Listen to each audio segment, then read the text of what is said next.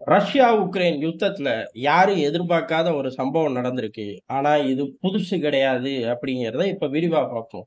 யாரும் எதிர்பாராத சம்பவம் அப்படின்னா இப்ப பெரிய அளவுல தாக்குனாங்களே உக்ரைன் படைகள். அதுல ரஷ்யாவோட விமானம் 30% போச்சு தெரியுமா அப்படின்னு ஜெலன்ஸ்கி கிளைம் பண்றாரு. அவரோட கூட்டாளிகள் அதற்கும் மேல இனிமேல் ரஷ்யா எந்திரிக்க 30 வருஷம் ஆகும் அப்படின்ட்டாங்க. அப்புறம் ஏன்டா இஸ்தான்புல்க்கு பேச போறீங்க அப்படின்னு கேட்டோம்னா, ஏலே அது இந்த யுத்தத்தை நிறுத்துறதுக்கு அடுத்த யுத்தம்னு ஒண்ணு ஆரம்பிக்க 30 வருஷம் ஆகும். நம்புனா நம்பு, நம்பாட்டி போ, நாங்க ஜெயிச்சிட்டோம் அப்படின்ட்டாங்க. ஆமா, உண்மை அதானே. இவனுங்க சும்மாவே கொள்ளவாய் பேசுவாங்க. ஒரு நகரத்தை விட்டுட்டு பின்வாங்கிவிட்டு நாங்க பின்வாங்கவே இல்லை, அங்க எங்க படைகள் அங்கதான் இருக்கு அப்படின்னு அடம் பிடிப்பாங்க. இல்லையடா நீ பின்வாங்கிட்டியடா அப்படின்னு கேட்டா, நீ ஜனநாயகத்துக்கு பக்கம் நிக்க மாட்டேங்கிற, உனக்கு ஒரு பிரச்சனைனா நான் வரமாட்டேன் அப்படின்லாம் ஆரம்ப காலத்துல பைத்தியம் பிடிச்ச மாதிரி பேசிக்கிட்டு இருந்தாங்க. இப்ப இந்தியா பாகிஸ்தான் சண்டை நடந்துச்சு, யார நம்ம கூப்பிட்டோம்? ஏலே ஒருத்தனும் உள்ள வராதேன்னு தான் சொன்னோம். ஜெலன்ஸ்கி மாதிரி ஊர் ஊரா போய் தடை போடுங்க, ஊர் ஊரா போய் பேசிக்கிட்டா தெரிஞ்சோம். ஜெலன்ஸ்கி மாதிரி ஒரு பயம் இருக்க மாட்டான். காரணம், பாகிஸ்தான் கூட ஓடி போய் ஒளிஞ்சுக்கிட்டான், பங்கரை விட்டே வெளில வரல. யுத்தத்தை எல்லாம் நம்ம முடிச்சுட்டு நம்ம வெற்றி கொண்டாட்டம் ஆடும்போது தான் வெளியில வந்து அப்பா இனிமே நம்ம உயிருக்கு பிரச்சனை கிடையாது அப்படின்னு சொல்லி அவனும் ஊர் ஊரா சுத்த ஆரம்பிச்சான். சரி ரைட்டு, ஒண்ணு போல இன்னொன்னு கிடையாது அப்படிங்கறனால ரேர் பீஸ் ஜெலன்ஸ்கி வச்சுக்கிட்டோம். ஆனா இவ்வளவு பெரிய தாக்குதல் நடந்ததுக்கு அப்புறம் நம்ம எல்லாம் எதிர்பார்த்தது என்ன அப்படின்னா ஒன்னே ஒண்ணுதான், பேச்சுவார்த்தையாவது கீச்சுவார்த்தையாவது கிழிச்சு போட்டு ரஷ்யா யுத்தம் மட்டும்தான் தீர்வு, ஜெலன்ஸ்கி மட்டும்தான் டார்கெட்டு, பேர் இழப்பு அப்படின்னு சொல்லி வரிஞ்சு கட்டிக்கிட்டு யுத்தகலம் செல்லும் ரஷ்ய படைகள் அப்படின்னு நம்மளே அறிவிச்சிட்டோம். அட்டப்பாவி, எப்படா நீயே அறிவிக்க முடியும்? அவர் அறிவிக்கலையா அப்படின்னு கேட்டா அவர் அறிவிக்கல. சிலுவை யுத்தத்தை எப்படி மன்னர்கள் அறிவிக்கலையோ, வேட்டிக்கன்ல இருந்து அறிவிச்சார்களோ, அதே மாதிரி நம்மளும் அறிவிச்சிட்டோம். ஆனா அங்க ரியாலிட்டியில வேற மாதிரி நடக்குது. பேச்சுவார்த்தைக்கு ரஷ்யா உடன்பட்டுருச்சு. பேச்சுவார்த்தைக்கு ஒரு 19 பாயிண்டை எழுதி தூக்கி வீசிட்டாங்க. இதுதான் பிரச்சனையோட ஆரம்பமே. நம்ம சொன்னதெல்லாம் ஒரு பக்கம், அன்னைக்கு சிலுவை யுத்தத்துல வேட்டிக்கன் அறிவிச்சதெல்லாம் ரெண்டாவது பக்கம். இப்ப இது மகா பிரச்சனை. காரணம் என்னங்கிறதை 2 நிமிஷத்துல சொல்றேன். அதுக்கு முன்னாடி ரஷ்யாவோட பாயிண்ட்டுகளை பார்த்துருவோம். ரஷ்யா என்னத்த சொல்ல போறான், பிடிச்ச பிராந்தியங்கள் எங்களுக்கு சொந்தம், தலைவன் அதுல ஸ்ட்ராங்கா இருப்பான், அது நமக்கே தெரிஞ்ச விஷயம்தான். தலைவனே ஸ்ட்ராங் இல்லாட்டி தலைவா அதுல ஸ்ட்ராங்கா இரு அப்படின்னு பெரிய குரல் கேட்கும். எங்க ரஷ்யால இருந்தான் கேட்கும் அப்படின்னு கேட்டா, ரஷ்யா மட்டும் கிடையாது, இந்தியால இருந்தும் கேட்கும். அதை கேட்டோடனே தலைவனுக்கு ஜுப்புன்னு வந்துக்கும். காரணம், உலக அரங்குல நம்ம தனிமைப்பட்டு போல அப்படிங்கிற ஒரு பூஸ்டப் எனர்ஜி வேணும்ல. அதுதான் இது அப்படின்னு சொல்லி வாய் மூடுறக்குள்ள ரஷ்யா ஜெயிச்சிரும்டா அப்படின்னு அதை காட்டுல ஒரு பெரிய சவுண்டு கிளம்பும். அது ஆப்பிரிக்கால இருந்து வரும். போதுமே, அன்னை அமெரிக்காவும் ஐரோப்பாவும் மட்டும் உலகம் கிடையாது அப்படிங்கிறது நிரூபணம் ஆயிரும். உற்சாகமா முன்னேறி போவாங்க. இதெல்லாம் ஒரு பக்கம் இருக்கட்டும். இப்ப இந்த 19 பாயிண்ட்டுக்குள்ள வருவோம். 19 பாயிண்ட் ரொம்ப சிம்பிள் தான். யுத்தத்தை நிறுத்திடுவோம், முடிஞ்சு போச்சு, ஹாப்பி, சந்தோஷம். பிடிச்ச பிராந்தியங்கள் எங்களுக்கு இது சொந்தங்கிறது எப்பயோ முடிவாயிருச்சு. எப்போ உள்ள நுழைஞ்சோமோ அன்னைக்கே முடிவாயிருச்சு. அதனால அது விஷயம் கிடையாது. ஆனா அதை உலக அரங்குல அங்கீகரிச்சு தொலைச்சிருங்க அப்படின்ட்டாங்க ஒரே வார்த்தையில. எப்படி கிரிமியாவை அங்கீகரிச்சுட்டேன் அப்படின்னு சொல்லி ட்ரம்ப் வெள்ளை மாளிகையில அறிவிச்சாரோ, ஐநான்னு குதிச்சுக்கிட்டு வந்து நான் அங்கீகரிக்கலப்பா நான் சொன்னுச்சு. ட்ரம்ப் வேற ஐநா வேறயா, ரெண்டும் ஒண்ணுதானே. அந்த மாதிரி இதைய அங்கீகரிச்சிருங்க அப்படின்னு சொல்லிட்டாரு. இது மட்டும்தான் அப்படின்னு கேட்டா இது மட்டும் கிடையாது. வழக்கம் போல மானே தேனே பொன்மானே, அது என்னது அப்படிங்கிறது நம்ம எல்லாருக்குமே தெரிஞ்ச ஒரு விஷயம்தான். உக்ரைன் வந்து எக்காரணம் கொண்டும் எந்த ஒரு இராணுவ கூட்டமைப்புலையும் சேரக்கூடாது. அதாவது நேட்டோ தான் கிடையாது. நேட்டோவை விட்டுட்டு உக்ரைனுக்கான ஒரு சிறப்பு அமைதி படை அப்படின்னு தக்கூரி தினமா என்ன தேய்ச்சி பேப்பர்ல எழுதி வச்சுட்டு ஒரு 4 பேர் கூடி அதுல ஒருத்தர் 5வது ஆளா உக்ரைன் நின்னா தொலைச்சு போடுவேன் பாத்துக்க. ராணுவ கூட்டணிக்குள்ள உக்ரைன் கிடையாதுடா. அணிசரா கொள்கைன்னு சுவிட்சர்லாந்து ஒண்ணு வச்சிருக்கான்ல, அது மாதிரி இவனும் ஒண்ணு வச்சுக்கிட்டான் அப்படின்னு சொல்லி அறிவிச்சிருங்கடான்ட்டாங்க. இதுவும் தெரிஞ்ச விஷயம்தான், பெரிய அளவுல ஓகே தான். அடுத்த கட்டம் அப்படிங்கிறது எந்த ஒரு அணு ஆயுதமோ இல்ல அதையும் தாண்டி இல்ல அது கொஞ்சம் கம்மியா அப்படிப்பட்ட பேரழிவு ஆயுதங்கள் உக்ரைனுக்குள்ள இருக்கவே கூடாது. முடிஞ்சா போச்சா போய் தொலை அப்படின்ட்டாரு. அடுத்து மிச்ச சொச்ச உக்ரைனுக்குள்ள ரஷ்ய மொழி பேசக்கூடிய ஆட்கள், ஆதரவாளர்கள் அப்படின்னு ஒரு டசன் இன்னமும் இருக்காங்க. அவனுங்களுக்கு எந்த ஆபத்தும் வரக்கூடாது. அவனுங்களை பிடிச்சி வச்சுட்டு என்கிட்ட பேரம் பேசுறேன், இந்த பேச்சுக்கே இடம் இருக்கக்கூடாது. நீ பாட்டு நிம்மதியா ஆண்டுக்க, நாங்க பட்டு நிம்மதியா வாழ்வோம். புரியுதா? அப்படிங்கிற மாதிரி முடிச்சிருக்கார்கள். இது மட்டும் கிடையாது. ஏகப்பட்ட விஷயங்கள் சுத்தி சுத்தி இதுக்குள்ளே தான் வருது. மெயினான விஷயங்கள் அப்படின்னா இது.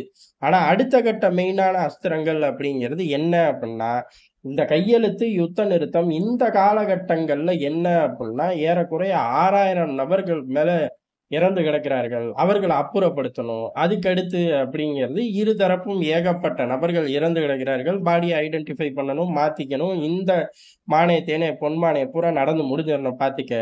முக்கியமானது கையெழுத்து போட்ட உடனே, கையெழுத்து போடக்கூடிய காலகட்டம் இல்ல உடனே எதுனாலும் சரி அன்னைக்கே வந்து கையெழுத்து போடும் போதே ஜெலன்ஸ்கி பிரசிடென்ட் இல்ல. இது என்னடா புதுசா இருக்கு அப்படின்னு கேட்டா, தேர்தலை வை, ராணுவ சட்டத்தை உக்ரைனுக்குள்ள வாபஸ் வாங்கு, தேர்தலை வை அப்படின்ட்டாச்சு. எல்லாத்துக்கும் ஜெலன்ஸ்கி ஒத்துக்குவாரு. தேர்தலை இம்மீடியட்டா யோ கையெழுத்து போட்டு 4 பிராந்தியங்கள் போச்சு, இப்ப போய் நான் எப்படி பிரச்சாரம் பண்ணுவேன்? என்ன என்கிட்ட இருந்து அடிச்சு புடுங்கிட்டாங்க, திருப்பி என்னை பிரசிடென்ட் ஆக்குங்க, நான் திருப்பி அவனுங்கள்ட்ட இருந்து புடுங்குவேன், நான் பிரச்சாரம் பண்ண முடியும்? என்னய்யா இது, எனக்கே ஆப்பா அப்படின்னு சொல்லி ஜெலன்ஸ்கி போடவே மாட்டார். ஆனா அப்படி ஒரு சாராம்சம், இதுதான் பெரிய ஹைலைட். இதற்கும் மேல இது ரஷ்யா அப்படிங்கிற ஒரு நிலப்பரப்பு உக்ரைனை டீல் பண்ணக்கூடிய விதம். எவன் வேணாலும் வச்சுக்க, எத்தனை தாக்குதல் வேணாலும் வச்சுக்க, ரஷ்யா அடங்காது அப்படிங்கிறது இதுதான் நல்லா தெரியுமே தலைவா. 1 2ன்னு 2 உலக போர்லையும் உங்களை அடக்குனவனுங்க இருக்காங்க.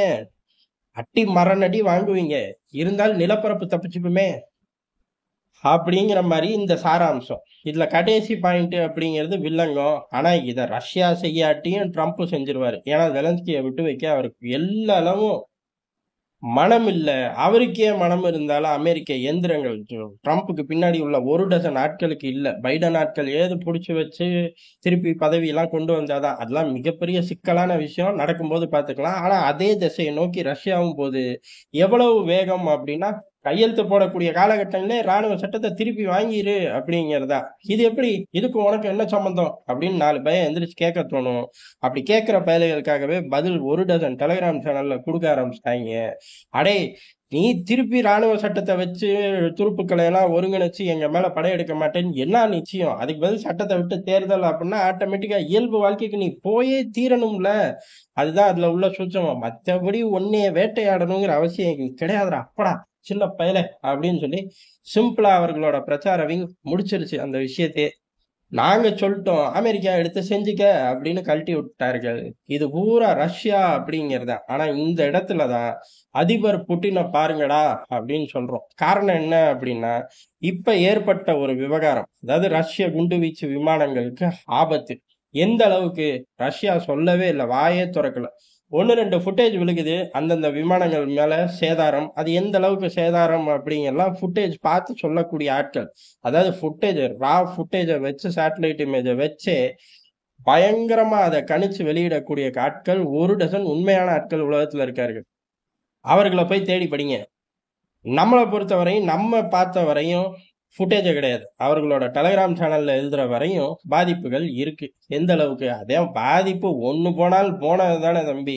இதை காட்டிலும் பெரிய விஷயம் என்ன அப்படின்னா, எந்த அளவு அலர்ட்டா இருக்கார்கள் அப்படிங்கிறது. காரணம், இந்த பகுதியில உள்ள பேஸ்களுக்கு பிரச்சனையே வராது அப்படின்ட்டு ஏமாந்துட்டோங்கிறது ஒண்ணு. 2வது, இந்த ஏமாந்த கூடிய ஜோன் அப்படிங்கிறது ஆர்டிக்கை ஃபோக்கஸ் பண்ணி இருக்கிறது. எப்படி 3ஆம் உலக யுத்தம் தண்ணிக்கு வரும் அப்படிங்கிறாங்களோ, அதே மாதிரி அந்த பகுதியில 3ஆம் உலக யுத்தம் தண்ணிக்கு வருதோ பன்னிக்கு வருதோ ஆர்டிக்கை நோக்கி தான் வரும் தெரியுமா அப்படின்னு 1 டஜன் கூட்டம் அந்த பக்கம் இருக்காங்க. அப்பேற்பட்ட முக்கியமான லொகேஷன்ல பொழந்து கட்டியிருக்காங்க அப்படிங்கிற கடுப்புல அவர்கள் இருக்கார்கள். அதனால பாதிப்பு சின்னதோ பெருசோ, தாக்குதல் நடந்துருச்சுல, ஆப்ஜெக்டை ரீச் பண்ண முடியல, நியூட்ரலைஸ் பண்ணிட்டோம்னு நம்மளால சொல்ல முடியல, இதுவே எங்களுக்கு வெறி பிடிச்சிருச்சு அப்படின்ட்டார்கள். உண்மையும் கூட. இது எந்த அளவுக்கு அவர்கள் கம்பேர் பண்றார்கள் அப்படின்னா, ரஷ்யாவுக்குள்ள ராணுவ புரட்சி ஏது நடந்துச்சு இல்லையே அப்படின்ட்டுருவாங்க. ஆனா டக்குன்னு அடுத்த செகண்ட் 1 நிமிஷம் அங்க ஒரு ராணுவ புரட்சிக்கு ஈக்குவலா ஒரு மினி சைஸ்ல பிரிகஜின் 1 நடத்தினாரே அப்படிம்பாங்க. அது எந்த அளவுக்குங்கிறத நம்மளே அந்த காலகட்டங்கள்ல விரிவா பார்த்திருக்கோம். ஆனா கடைசியா நம்ம முக்கியமா அந்த காலகட்டங்கள்ல பதிவு பண்ணது என்ன அப்படின்னா, அந்த என்டையர் டிராமாவை புட்டின் அவர்கள் ஏத்துக்குவார். ஏதோ கோவப்பட்டா வந்தா அடிச்சு ஓட விட்டோம், முடிஞ்சு போச்சு, பைத்தியக்காரன், நமக்கு கெட்ட நேரம், எல்லாம் சரி அப்படின்ட்டு கிளம்பலாம். ஆனா கடைசியில கார்ல ஏறி உட்கார்ந்து அங்க உள்ள மக்களோட ஒரு செல்ஃபி எடுத்தாரு பாரு தலைவன். இது தலைவனுக்கு டிக்கெட் வச்சு கொடுத்துரும் அப்படின்னு அந்த காலகட்டத்திலே தேசபக்தி பதிவு பண்ணுச்சு. ஆனா அடுக்கடுத்து வந்த செய்திகள் பூரா திருப்பி வேக்னரை பலப்படுத்துறது, வேக்னரை ஸ்பிளிட் படுத்துறது, பிரகிஜனை கொண்டு போய் ஆப்பிரிக்காலேயே இன்சார்ஜா போடுறது, இந்த மாதிரி பல செய்திகள் உருண்டு ஓடிக்கிட்டு இருக்கும்போது டக்குன்னு ஹெலிகாப்டர் வெடிச்சு போச்சு. உள்ளுக்குள்ள பிரகிஜன் மட்டும் கிடையாது, பிரகிஜன் இல்லாம வேக்னரை இயக்கவே முடியாதுன்னு சத்தியம் பண்ண கூட இருந்த தளபதிகளும் சேர்ந்து போயிட்டாங்க. அவனுங்களுக்கு சேர்ந்து டிக்கெட்டை கிழிச்சிட்டாரு. இல்ல இல்ல அது விபத்துப்பா, இவர் டிக்கெட் கிழிக்கல அப்படின்னு சொல்றதுக்கும் ஒரு டசன் கூட்டம் இருக்கு. இல்ல இல்ல அது இவரோட வேலைதான்னு சொல்றதுக்கும் ஒரு டசன் கூட்டம் இருக்கு. அண்ணன் அமெரிக்கா என்ன சொல்றான்? அண்ணன் அமெரிக்கா வெளியில இருந்து எந்த ஆப்ஜெக்டும் போய் மோதல அப்படின்ட்டான். புட்டினை பொறுத்தவரை அதுல தலையிட்டாரா இல்லையான்னு எங்களுக்கு தெரியல அப்படின்ட்டார்கள். பெரும்பாலும் நீங்க வாட்ச் பண்ணீங்கன்னா ரஷ்யாவோட முக்கியமான விவகாரத்துல புட்டின் சைடே ட்ரம்ப் மட்டும் கிடையாது, புட்டின் சைடே அமெரிக்காவே குதிச்சிடும். அதே போல ஒரு சம்பவங்கள் இங்கேயும் நடக்கும். காரணம் என்ன அப்படின்னா, ரஷ்ய அதிபரோட பிம்பத்துக்கு விடப்பட்ட சவால் தான் சமீபத்துல நடந்த மிகப்பெரிய அளவுல ட்ரோன் தாக்குதல், பாதிக்கப்பட்ட ஏர்பேஸ். அது அவர் பிம்பத்தை டிஸ்டர்ப் பண்ணுது அப்படிங்கல, அதை அப்படியே டைவர்ட் பண்ணணும். அதே சமயம் அதுக்கு காரணமானவர்களை சுக்குநூறு ஆக்கணும். இதே தான் பிரிகஜின் விவகாரத்திலையும் நடந்துச்சு. பிரிகஜின் விவகாரத்துல டக்குன்னு பெலாரஸ் அதிபர் பேச்சுவார்த்தை நடத்தினார், சமாதானம் ஏற்பட்டுச்சு. நடுவுல அதை சமாளிக்க பெரிய அளவு எல்லா படைகளும் ரஷ்யாவுக்குள்ள இறக்கி விடப்பட்டுச்சு. உக்ரைனுக்குள்ள இருந்து எந்த யூனிட்டையும் திருப்பி விடல. இராணுவ ரீதியாகவும் ஒரு பக்கம், ராஜதந்திர ரீதியாகவும் ஒரு பக்கம். இறுதியில தனக்கே உரிய உளவுத்துறை பாணியில டிக்கெட் கையில கொடுத்தார். யாருக்கு? பிரிகஜினுக்கு. இப்பவும் அதே தாண்டா நடக்குது. பேஸ் தாக்கப்பட்டுச்சு, அதற்காக பழி தீர்க்கிறோம் அப்படின்னு உக்ரைன்ல தாறுமாறான தாக்குதல். அந்த தாக்குதல் எல்லாம் பயங்கரமான தாக்குதல் தான். அங்க அப்படியே செதறி கிடக்கு. என்ன ஒண்ணு, நாள்தோறும் செதறி கிடக்குறனால பெரிய அளவு ஹைலைட் ஆகல. அங்க ஸ்ட்ராட்டஜிக் லொகேஷன் ஒன்றும் கிடையாது. பெரிய அளவு இதை முடிக்கிறது மூலியமா உக்ரைனோட ராணுவ பலத்தை கிழிச்சு தொங்க விட்டோன்னு எழுதுறதுக்கும் கிடையாது. நான் அவர்கள் பதறக்கூடிய தாக்குதல் அம்புட்டும். அதனால இதுக்கு நிகர் அப்படின்னு கோட் பண்றதுக்கு உலகம் ஏத்துக்க மாட்டேதே ஒழிய, இதுக்கு நிகரான தாக்குதலை ரஷ்ய படைகள் உக்ரைனுக்குள்ள கொடுத்துக்கிட்டு தான் இருக்காங்க. இது ஒரு பக்கம் ஸ்மூத்தா நடக்கும்போது இஸ்தான்புல் பேச்சுவார்த்தையில என்ன நாம்ஸுங்கிறத இப்ப வெளிப்படையா அறிவிக்கிறார்கள். இவ்வளவு சிக்கல்லையும் பேச்சுவார்த்தைக்கு ரஷ்யா தயாராயிருச்சு அப்படிங்கிறத காட்டுறார்கள். உண்மையும் கூட. அதுக்கே மாதிரி இந்த சம்பவங்களுக்கு காரணம் உக்ரைனுக்குள்ள இருந்து விமானங்கள் வரல, வெளியில இருந்து வருது, இதற்கான ஆட்கள் அப்படின்னு சில பட்டியல்களை தயார் பண்ணி வேட்டையாடுறதுக்கு தீவிரம் காட்டுறார்கள். இதையெல்லாம் மேட்ச் பண்ணி பாருங்க. அன்னைக்கு பிரிகஜின் வேக்னர் விவகாரத்துல என்ன நடந்துச்சோ அதுக்கு கொஞ்சமும் குறையாம என்ன ஒண்ணு, சம்பவம் வேற, ஆட்கள் வேற. அப்ப ஆட்டோமேட்டிக்கா இடைகளும் வேறையா தான் இருக்கும், எதிர்வினைகளும் வேறையா தான் இருக்கும். ஆனா ரிசல்ட் ஒரே மாதிரி தான் போகும். எங்க போகும்? சம்பவத்தோட ஆணி வேறு யாரு? பிரிகஜின்.